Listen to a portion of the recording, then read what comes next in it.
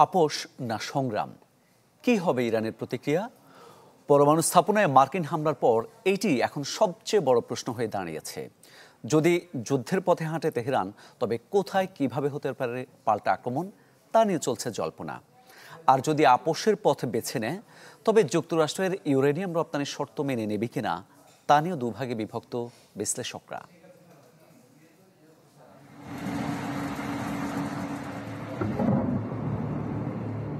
ইরানের পারমাণবিক স্থাপনায় মার্কিন হামলার প্রতিক্রিয়ায় কঠোর প্রতিশোধের হুঁশিয়ারি দিয়েছে তেহরান। দেশটির নিরাপত্তা এবং গোয়েন্দা বিভাগে চলছে তীব্র আলোচনা। সেই সাথে গোটা বিশ্বে চলছে চুলচেরা বিশ্লেষণ, কি হবে ইরানের পরবর্তী পদক্ষেপ।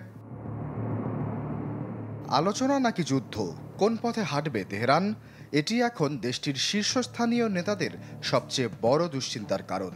এ অবস্থায় আন্তর্জাতিক বিশ্লেষকদের মতামতের ভিত্তিতে প্রতিবেদন প্রকাশ করেছে ব্রিটিশ গণমাধ্যম বিবিসি। প্রতিবেদনে অন্তত ৩টি সম্ভাব্য কৌশল তুলে ধরেছে তারা। বিবিসি বলছে, ইসরায়েলে ১১ দিনব্যাপী হামলার পরেও এখনও মজুতের অর্ধেক ক্ষেপণাস্ত্র হাতে আছে তেহরানের, যার সংখ্যা প্রায় ৩,০০০, যা দিয়ে অন্তত ২০টি মার্কিন সামরিক ঘাঁটিতে হামলা চালানো সম্ভব। সবচেয়ে কাছের লক্ষ্য হতে পারে বাহরাইনের মিনা সালমানের মার্কিন নৌবাহিনীর প্রধান কার্যালয়।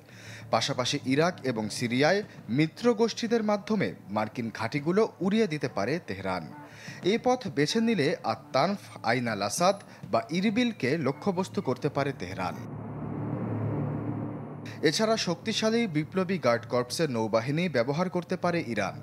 ড্রোন এবং দ্রুতগতির টর্পেডো ব্যবহার করে যুক্তরাষ্ট্রের নৌ প্রতিরক্ষা ব্যবস্থা অকার্যকরের উদ্যোগ নিতে পারে দেশটি।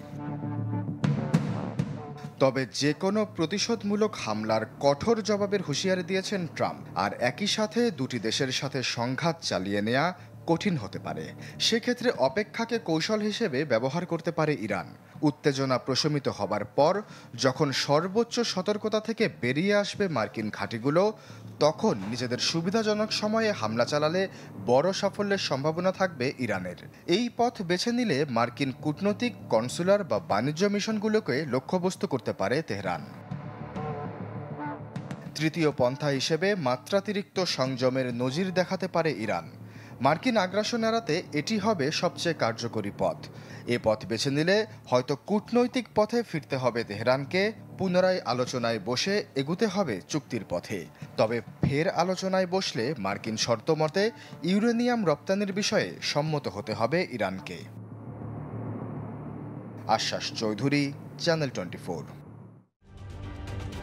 ঢালাইয়ে দৃঢ়তা, নির্মাণে নিশ্চয়তা, প্রিমিয়ার সিমেন্ট, ঢালাইয়ের রাজা।